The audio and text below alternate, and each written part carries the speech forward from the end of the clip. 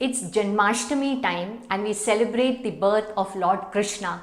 Lord Krishna, one of the wisest and the strongest beings that walked this planet. What could be the secret to his qualities? Could it be his gut health?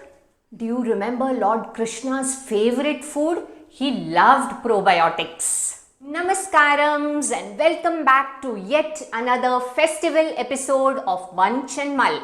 Let's unravel some more secrets of Krishna's life. Keep watching.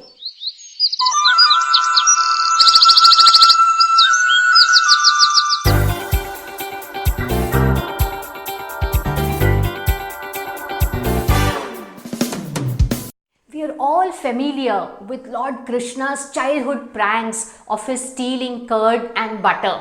And I'm sure that the curd contributed to Krishna's gut health and that impacted his overall health and personality. Today we are going to be making two easy and quick recipes using two of Krishna's favorite food. One is flattened rice, which is also called aval or poha, and the second is curd. These two basic ingredients, we are going to make one salted recipe and one sweet recipe. The sweet recipe is called dahi chura, a very popular breakfast recipe from Bihar. And the salt recipe is dahi poha or tair aval from South India. So now let's wash this 1 cup of poha.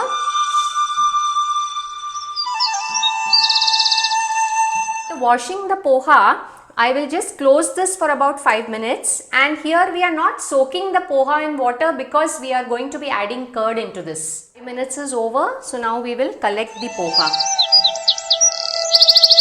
So here is the poha after washing and keeping it for 5 minutes, and this water we will use it to water our plants. Here are the ingredients to make the sweet dahi chura.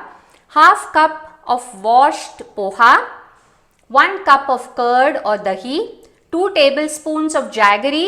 You could even use 2 tablespoons of honey, 1 tablespoon of raisins, half a teaspoon of elaichi powder, and I have used 1 banana. You could use any seasonal fruit of your choice. So let's start making the sweet dahi chura. So let's take 1 cup of curd.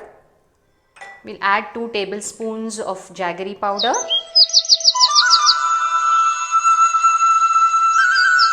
Mix the jaggery with the curd well. Let's add the poha now. Let's add the raisins. Let's add the elaichi powder. And now let's add the bananas.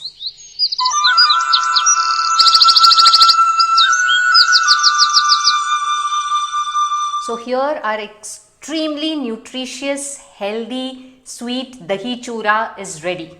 Believe it or not, did you know that our gut is also called as the second brain?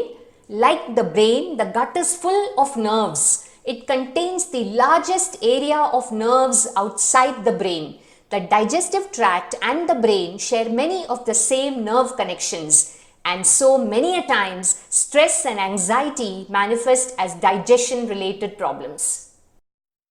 Are the ingredients for dahi poha or tair aval: half cup of washed poha, 1 cup of dahi, 1 tablespoon of clarified butter or ghee, 1 small piece of ginger chopped, 1 small green chili, half a teaspoon of mustard seeds, half teaspoon of chana dal, half teaspoon of urad dal, salt to taste. All these ingredients except the salt is used for seasoning and there is no other cooking involved. Let's start making the dahi poha or tair aval. So let me take the dahi, just mix it, add the salt. Once the curd is mixed well, let's add the poha. That's all to it. Now let's add the seasoning. Let's prepare the seasoning for the tair aval or dahi poha. So here the ghee. So now we add the mustard, the chana dal, the urad dal, ginger and green chili. So let's add the seasoning. So here our tasty dahi poha is ready.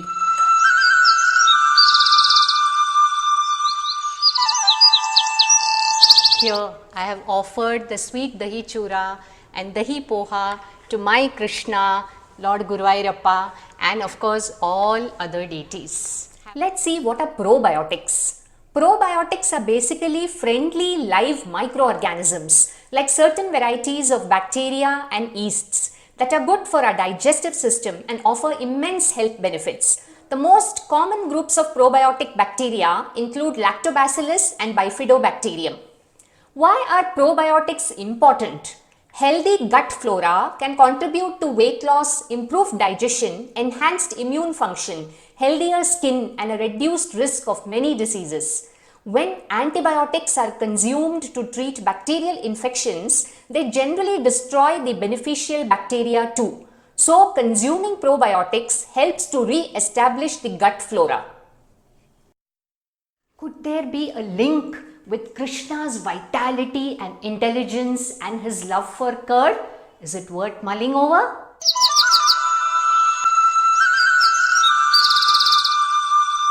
As we have seen, probiotics contribute immensely to our gut health, and curd is one of the best probiotic foods. What other probiotic foods can we think of? Fermented foods are good probiotics. For example, idli, dokla. Even the traditional practice of soaking leftover rice in water overnight and having it the first thing in the morning is a wonderful probiotic food. Having understood the role that probiotics play towards our good health, especially gut health, should we not include probiotics in our regular diet? What other probiotics can you think of? Leave them in the comment section below.